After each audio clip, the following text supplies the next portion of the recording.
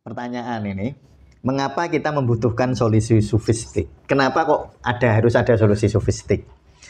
Saya ingin meringkas dulu kan. Pemecahan masalah itu sebenarnya ada dua level ya. Satu di level pikiran, itu nggak kita bahas. Level logika lah, itu yang bahas ya ahlinya sesuai ahlinya. Misalnya kalau di kedokteran masalah penyakit ya ahlinya dokter. Penyelesaian masalah secara logika ya serahkan ke dokter. Penyelesaian masalah, aku yang bertanggung jawab menyelesaikan setiap perbuatan yang muncul. Nah itu ilusi kalau itu. Jadi bahwa aku mungkin bisa menyelesaikan masalah itu benar.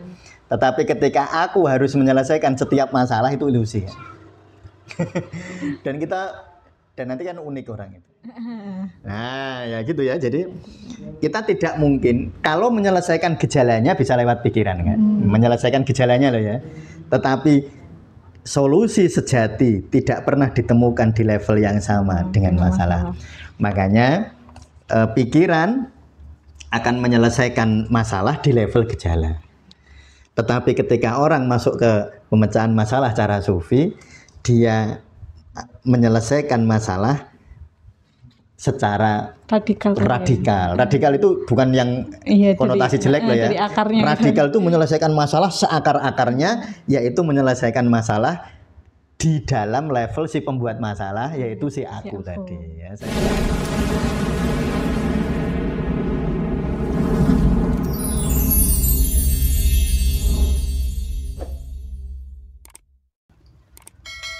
Assalamualaikum warahmatullahi wabarakatuh. Waalaikumsalam warahmatullahi wabarakatuh.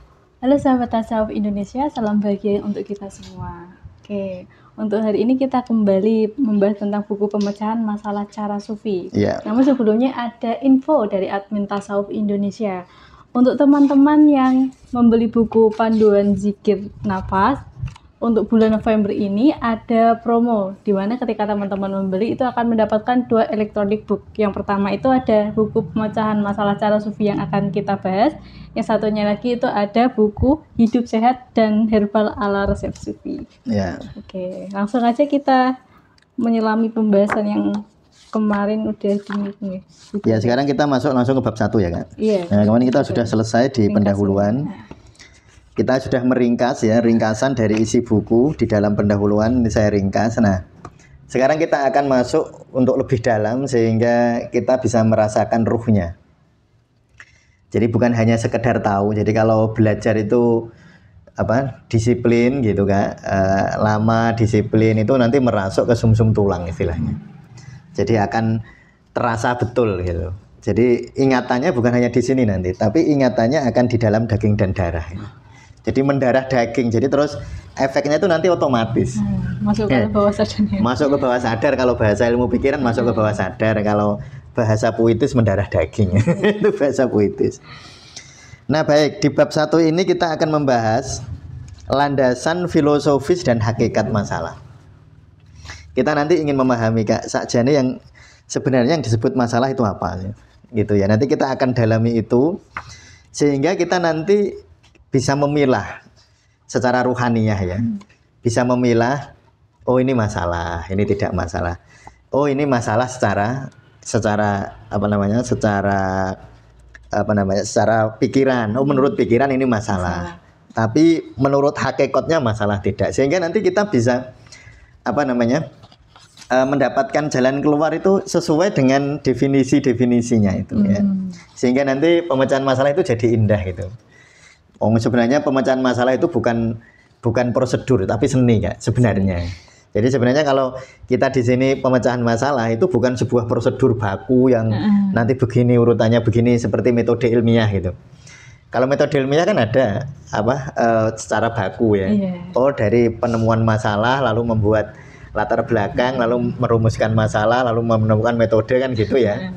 Tapi kalau di dalam pemecahan masalah kehidupan sehari-hari itu tidak sesederhana itu karena melibatkan perasaan dan melibatkan bawah sadar gitu. Antara orang satu dan lainnya pemecahannya beda-beda. Ya bisa beda-beda, masalahnya sama tapi antara si A dan si B itu bisa berbeda ya. Baik. Nah sekarang kita ke poin A. Pertanyaan ini, mengapa kita membutuhkan solusi sofistik? Kenapa kok harus ada solusi sofistik? saya ingin meringkas dulu kan. Pemecahan masalah itu sebenarnya ada 2 level ya. Satu di level pikiran, itu enggak kita bahas. Level logika lah, itu yang bahas ya ahlinya sesuai ahlinya. Misalnya kalau di kedokteran masalah penyakit ya ahlinya dokter.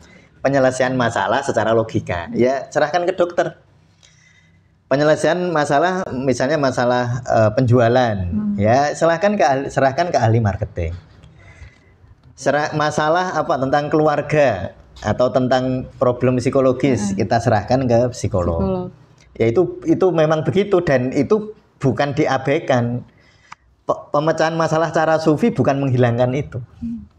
Pahami betul ya. Bukan mengabaikan itu karena prinsipnya tauhid. Tauhid itu merelatifkan dunia, memutlakan Allah. Merelatifkan dunia kita pasrahkan kepada dokter kalau masalah kesehatan. Merelatifkan dunia kita pasrahkan kepada psikolog kalau masalah psikologi. Masalah merelatifkan dunia, masalah ekonomi kita serahkan ke ahli ekonomi. Ya kan banyak ahli macam-macam. Masalah sepeda motor butuh servis ya, yang ahli ya. Bengkel ya. Para montir yang ahli. Nah, itu bukan menghilangkan itu tetap ada. Tetapi kan memutlakan Allah lah itu. Memutlakan Allah itu melalui kesufian, jalan-jalan kesufian. Jadi kalau ditanya mengapa kita membutuhkan solisufistik itu begitu. Karena ada dimensi pemecahan masalah yang nggak bisa dijangkau lewat pikiran gitu. Kan banyak hal, terutama kalau berhubungan dengan manusia ya kan. Terlalu banyak, saya bilang terlalu banyak hal yang bisa kita pahami. Contohnya diabetes, masalah penyakit. Yang bisa kita pahami itu hanya level gen. Oh ini gen diabetes kan ada. Saya nulis buku tentang Al-Quran for Gen ya. Saya nulis buku, ada bukunya itu di link ID kita ada e-booknya. Nah, teman-teman boleh bisa memilikinya gitu. Itu penelitian tentang diabetes sampai ke level gen Kak.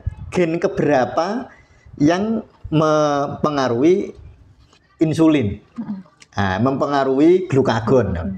Itu ada. Nah, tetapi di dalam gen, siapa yang tahu? Loh, gen itu kan benda yang ada dalamnya. Ada dalamnya, ada molekulnya. Lah, molekul itu ada dalamnya juga. Akhirnya kalau di dunia fisika ada ruang atau ada kuantum namanya. Ada dimensi kuantum. Tapi kuantum itu di dalamnya apa? Kekosongan. Nah, ada hal-hal yang kita nggak pahami seperti itu. Padahal kalau dalam dunia fisika itu dikenal begini.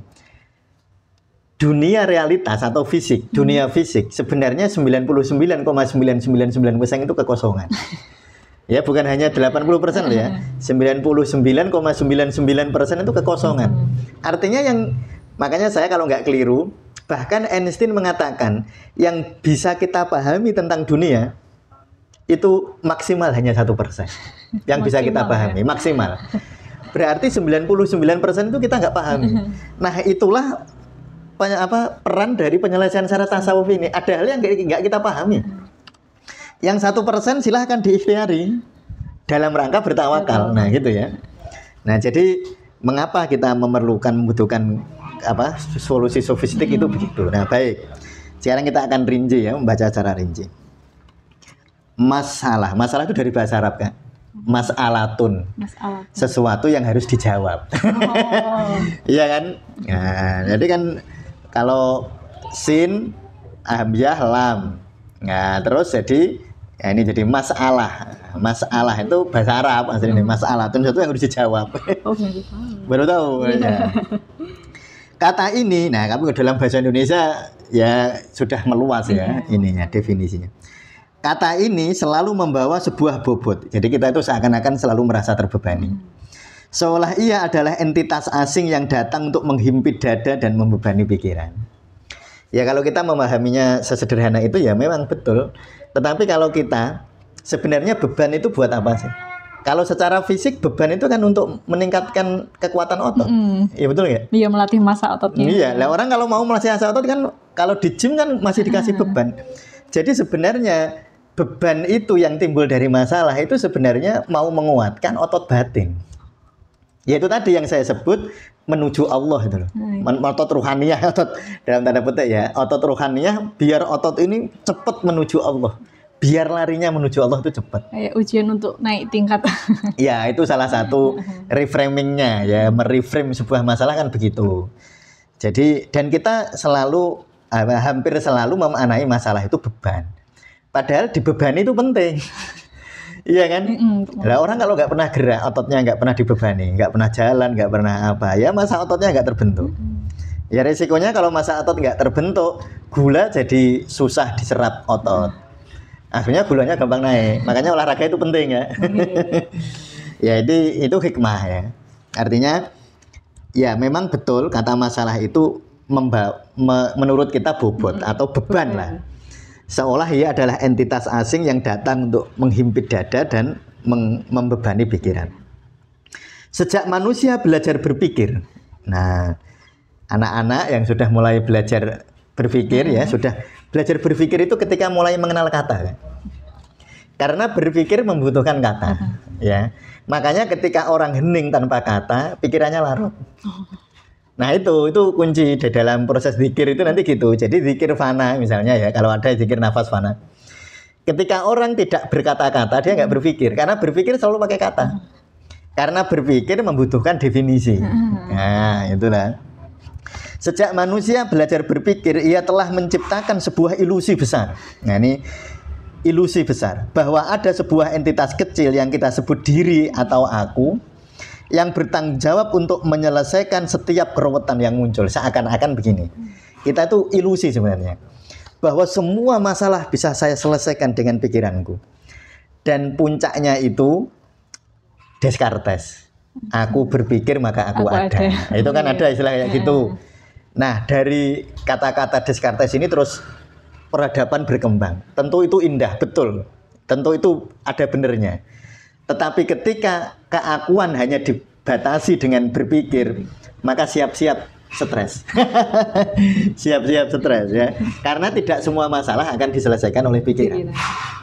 Ya itu dan itu betul. Makanya tadi saya bilang ada hal yang bisa kita pahami, ada yang nggak bisa kita pahami. Misalnya bab rezeki misalnya. Besok saya bekerja di mana? Ada yang bisa kita pahami nggak? Kalau saya bekerja begini-begini. Tetapi bagaimana sikap orang lain kepada kita di tempat kerja, nggak bisa loh kita pahami, karena dia dipengaruhi oleh orang lain juga. Yang ini gimana? Jadi sebenarnya kita ini hanya yang kita bisa pahami adalah orang-orang yang bisa kita jangkau. Sedangkan orang-orang di balik orang-orang yang kita jangkau itu kita nggak pahami, nggak memahami anaknya, mungkin yang sudah ada cucunya, ada tetangganya. Jadi orang itu kayak kita ini, ego kita, ego kami, ego saya, dipengaruhi oleh aku-aku kecil yang banyak. Nah aku kita itu sebenarnya hanya satu titik dari aku kecil yang banyak itu. Lalu si aku kecil ini yang merasa aku ini seakan-akan mau mengendalikan aku-aku yang banyak itu. Itu kan ilusi kan? Iya kan? Nah ini jadi itu logikanya ya. Makanya disebut ilusi. Ilusi bahwa aku ini akan menyelesaikan semua masalah gitu. Ya kalau begini benar, aku mungkin bisa menyelesaikan masalah itu benar kan? Ada mungkinnya. Ada mungkinnya relatif ya. Tetapi ketika dia aku ini ya, aku yang bertanggung jawab menyelesaikan setiap perbuatan yang muncul, nah itu ilusi kalau itu. Jadi bahwa aku mungkin bisa menyelesaikan masalah itu benar. Tetapi ketika aku harus menyelesaikan setiap masalah itu ilusi ya. dan nanti kan unik orang itu. Misalnya contoh sederhana begini. Yang disebut masalah ini saya bocori dulu ya sedikit ya. Spill sedikit tentang masalah ya. Misalnya gaji 10 juta per bulan itu masalah enggak? Nah, kan tergantung orangnya. Jadi artinya masalah itu bukan di objek kan? Masalah itu di subjek gitu loh. Karena di objek, kalau masalah itu di objek berarti gaji 10 juta itu kalau masalah berarti bagi semua orang masalah. Tapi ternyata gaji 10 juta itu ada yang menganggap tidak masalah, bahkan itu bukan masalah, itu keindahan luar biasa. Nah, berarti ketika seseorang mengatakan bahwa sesuatu itu masalah, itu ilusi ya. Sebenarnya sesuatu itu bukan masalah, sesuatu itu kita menganggapnya masalah. Jadi selalu ada aku. Selalu ada aku yang menganggap masalah. Makanya objeknya kita selesaikan lewat pikiran, subjeknya yang merasa punya masalah diselesaikan lewat jalur sufistik ini, pemecahan masalah cara sufi ini. Kalau objeknya ya masalah ekonomi, ya sudah tanya kepada yang berpengalaman. Masalah tadi yang saya bilang, masalah kesehatan, masalah psikologi, masalah politik, masalah sosial, masalah budaya, ahlinya sudah banyak, sekolahnya banyak. Tapi sekolah penyelesaian masalah cara sufi nggak ada Kak ya? Belum. Di TP nggak ada ya? Belum. Mata kuliah gitu nggak ada Kak? Wah, harusnya ada. Wong tugasnya problem solving. Nah itu ya, mengapa saya sebut ilusi? Ya karena memang sebenarnya kita tidak akan pernah bisa menyelesaikan. Coba nanti ya, teman-teman coba dihayati di kehidupan sehari-hari, dari kecil sampai sekarang. Berapa banyak masalah yang nggak terselesaikan dan ternyata baik-baik saja. Kan? Coba, mungkin Kak Ami waktu SD punya masalah sama temen, ya nggak terselesaikan. Ya, tapi ya baik-baik saja itu sekarang sama temennya ya baik. Atau waktu SMP punya masalah tertentu gitu. Jadi ingat kata-kata yang Surya Mentari, sebentar senang, sebentar susah. Nah, nggak mungkin itu senang terus atau apa? Iya, susah terus. Jadi mulur mungkret ya. Jadi senang sama susah itu mulur mungkret. Dan itu ilusi betul. Sesuatu yang dulu kita anggap senang, sekarang bisa jadi nggak senang. Benar. Tak kasih contoh, tapi ini contohnya mungkin bukan nyindir siapa-siapa lah. Misalnya gini contoh. S2. Waktu lulus S2, ijazah S2 itu kan menyenangkan kan? Tapi dalam perjalanan 2 tahun gelar S2 tapi nggak bekerja. Akhirnya dilurui orang banyak. Lulus S2 kok nggak kerja. Akhirnya dulu yang menyenangkan, sekarang jadi beban kan? Iya. Bisa berubah. Dulu menyenangkan nggak? Lulus S2 itu dulu menyenangkan. Tapi kalau lulus S2 ternyata Allah belum menghendaki dia bekerja. Ijazah S2 itu kira-kira mau dipamerkan apa enggak? Kan malah enggak berani kan? Wah malu saya enggak kerja pamerkan ijazah S2 loh, malah jadi beban. Aneh tuh. Jadi sesuatu itu misalnya istri cantik. Wah awalnya ya seneng kan? Tapi saya tanya, berapa banyak orang bermasalah karena istrinya cantik?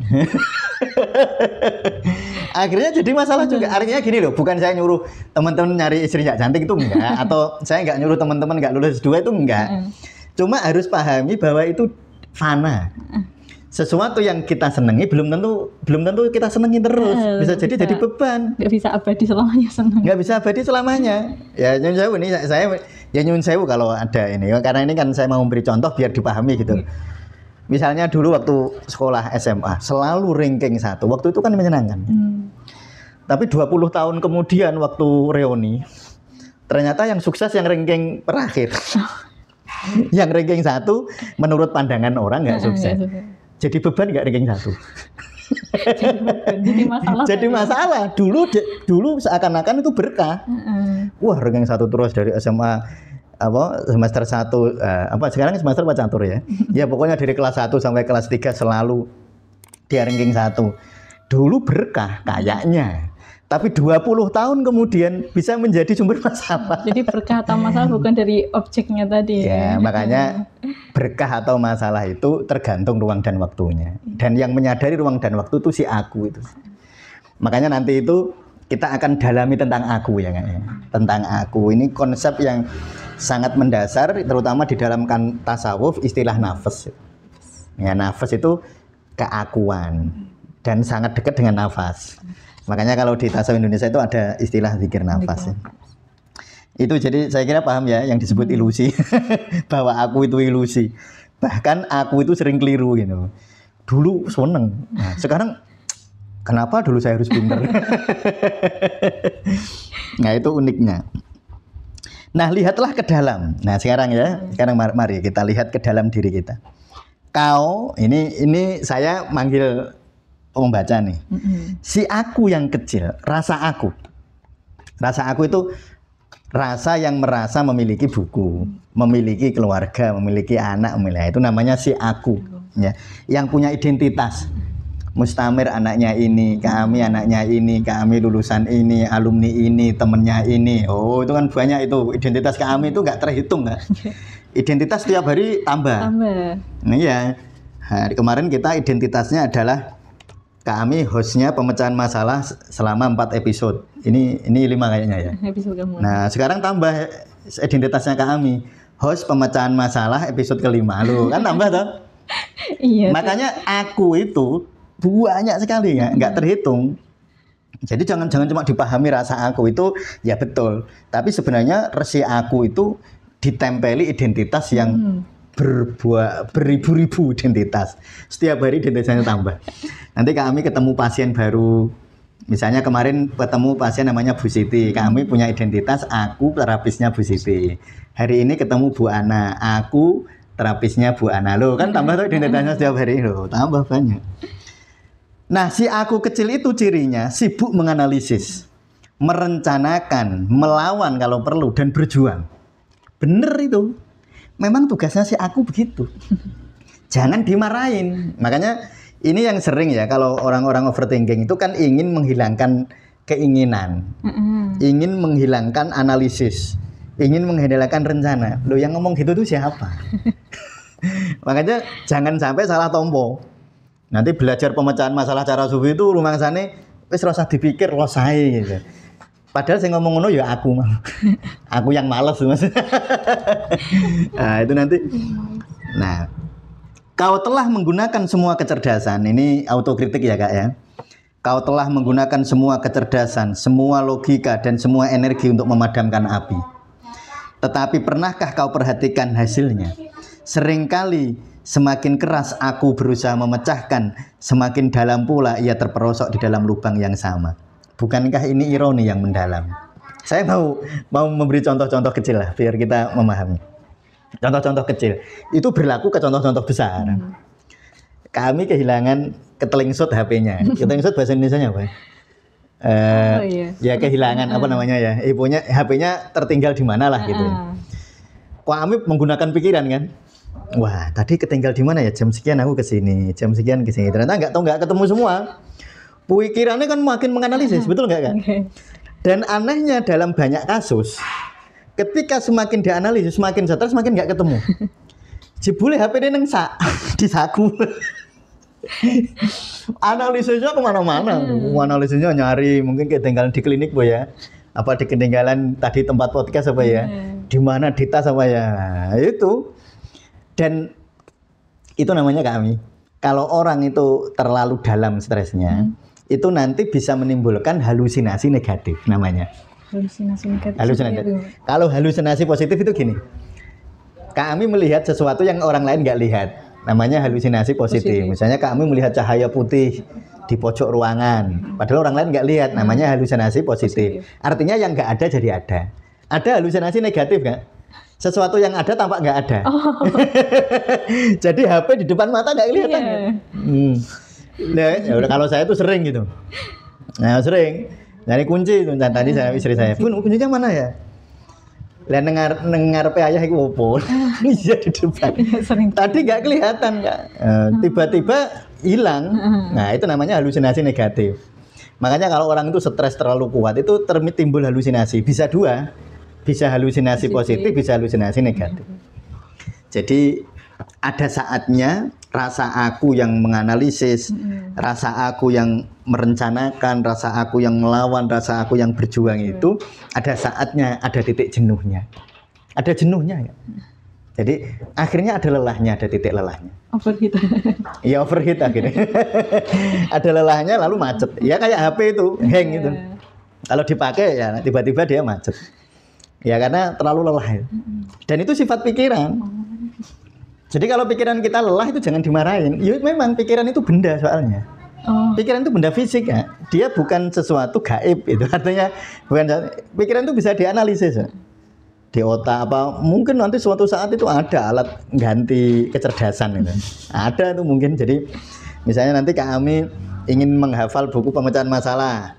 Sudah saya baca pemecahan masalah ini lalu ada chip gini dipasang, udah tahu semua tentang ini. Itu tentang pemahaman teksnya.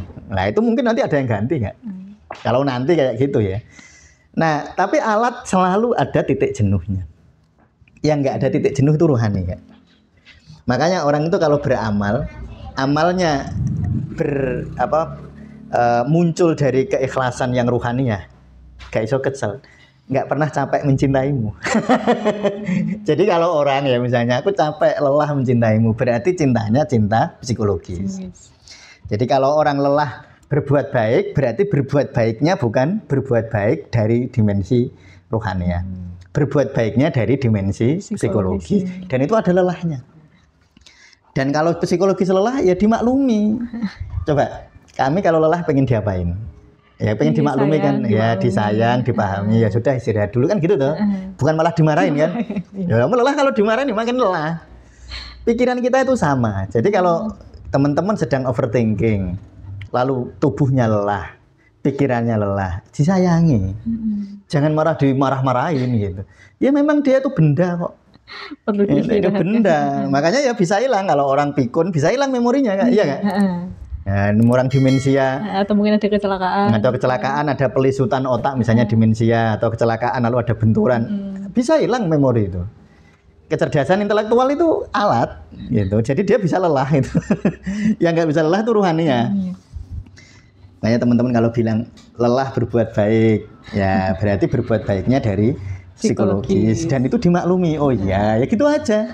Saya lelah, lalu disayang. Kalau lelah disayang sembuhnya malah cepat. Kalau ya, dimarahin malah memperlambat kesembuhan. Ya coba teman-teman itu kalau pas badannya lelah lalu yang mencintai atau yang disayangi datang lalu memperhatikan, memaklumi, enggak perlu sambil dipijit-pijit ya cepat marine malah. Coba kalau sudah lelah lalu orang yang disayang datang bukannya memaklumi malah marah-marahin itu. Kamu sih makanya. Waduh itu ya. Jadi itu aku ya. Jadi seringkali semakin keras akumu berusaha memecahkan, semakin dalam pula ia terperosok ke dalam lubang yang sama. Dan oleh karena itu tadi, mengapa kok membutuhkan solusi sofistik gitu loh. Karena akunya bisa lelah. Nah, aku itu logika. Kalau nanti kita pemecahan secara sofistik itu enggak logika. Menggunakannya adalah menjadi sang penerima. Nah, kalau logika kan nggak mau, logika itu selalu menolak. Coba semua logika akan selalu menolak masalah. Kepinginnya pikiran kan rak duwe masalah. Iya kan? Pengennya bebas dari rasa ketidaknyamanan. Ya, bebas dari ketidaknyamanan itu sifat pikiran. Tapi nanti sifat ruhaniah tidak. Nah, makanya yang sering nanti orang dalam dalam batas tertentu itu salah paham tentang soal-soal seperti ini karena nggak bisa membedakan dimensi-dimensi psikologis dan dimensi rohaniah. Itu yang sering lalu orang bingung itu. Karena kalau bingung berarti masih memahami secara psikologis, secara intelektual, belum memahami secara rohaniah. Bagian dari dirimu yang menciptakan masalah. Yang menciptakan masalah itu aku kan. Ya tadi loh saya bilang. Semua masalah kan misalnya tadi yang saya contohkan kembali ya. Biar teman-teman itu memahami bahwa sumber masalah itu sebenarnya aku. Biar paham ini ya. Tadi gaji 10 juta. Bagi si akunya A itu masalah. Bagi si akunya B berkah. Jadi masalah itu 10 juta, apa 10 juta setelah diakukan. Kan masalah itu menjadi masalah ketika si aku menganggap masalah. Berarti yang membuat masalah kan aku.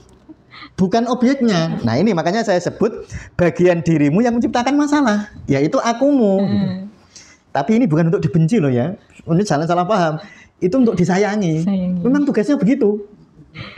Lewat penolakan, penilaian, harapan. Lihat tadi 10 juta itu jadi masalah kan karena temennya 15 juta.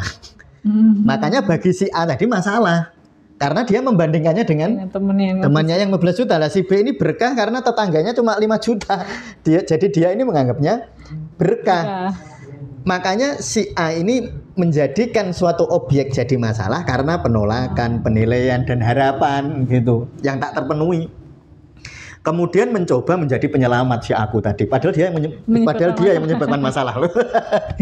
Ya itu dalam tanda petik liciknya si aku. Nah, tapi ya jangan dimarahin. Saya menggunakan kata ini biar kita lebih dalam memahami ya. Tapi jangan untuk dibenci. Memang sifatnya begitu. Nah, gitu ya. Kita mencoba memadamkan api dengan bahan bakar yang sama. Wong dia itu ban. Kami mau memadamkan api pakai bensin. Gimana itu? Karena itulah solusi sejati tidak pernah ditemukan di level yang sama dengan masalah. Jadi tempatnya masalah itu di level aku. Lalu si aku yang membuat masalah itu berusaha menyelesaikan masalah. Tapi begitulah sifatnya. Biarin aja, ikutin. Nanti yang ngatur syariat gitu loh ya. Ukurannya syariat. Ikutin aja, asal nggak melanggar syariat nggak apa-apa. Nah, tetapi harus disadari bahwa sumber masalah dia juga. Jadi misalnya begini nih, anak saya punya masalah, dan masalah ini saya memahami bahwa dia di level dia nggak bisa menyelesaikan masalah ini. Misalnya anak saya masalah problem keuangan misalnya, kan dia belum bekerja, belum ini. Saya memahami bahwa dia, tetapi saya sebagai pendidikan tak biarkan dia menyelesaikan masalah. Walaupun kita tahu sebenarnya di level dia itu belum bisa menyelesaikan masalah itu, ya nggak apa-apa, kan latihan. Nanti kan biar sadar sendiri kan. Nah ya gitu ya. Jadi kita tidak mungkin kalau menyelesaikan gejalanya bisa lewat pikiran kan. Menyelesaikan gejalanya loh ya. Tetapi solusi sejati tidak pernah ditemukan di level yang sama dengan masalah. Makanya pikiran akan menyelesaikan masalah di level gejala. Tetapi ketika orang masuk ke pemecahan masalah cara sufi, dia menyelesaikan masalah secara radikal. Radikal itu bukan yang konotasi jelek loh ya. Radikal itu menyelesaikan masalah seakar-akarnya, yaitu menyelesaikan masalah di dalam level si pembuat masalah, yaitu si aku tadi. Ya, saya kira begitu kami. Untuk hari ini nanti kita lanjutkan di paragraf nanti tandain ya kami ya. Iya. Di paragraf keempat. Ya, terima kasih. Terima kasih untuk teman-teman yang sudah setia menonton hingga akhir. Semoga kita bahagia selalu. Oke, untuk hari ini kita cukupkan. Kita akan berjumpa lagi di minggu depan. Terima kasih sekali lagi. Wassalamualaikum warahmatullahi wabarakatuh. Waalaikumsalam warahmatullahi wabarakatuh.